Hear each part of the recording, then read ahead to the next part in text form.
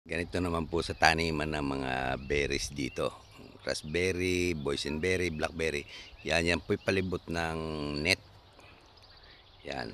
Hanggang sa baba may net yan ano, sa kabila. Yan ay pagka madaming picker, itinataas lang yan para hindi mapasok ng ibon. Dahil ang ibon ay sobrang mga ng prutas. Yan. Para safe ang kanilang prutas. Kung gaano kalaki ang taniman, ganon din kalaki ang balot niyan. Kaya itong tanimang ito ay parang sabi nila ito ay nasa 4 to 5 hectares.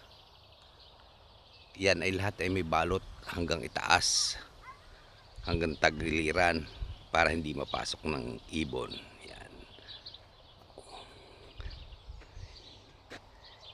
Yan o. Blackberries.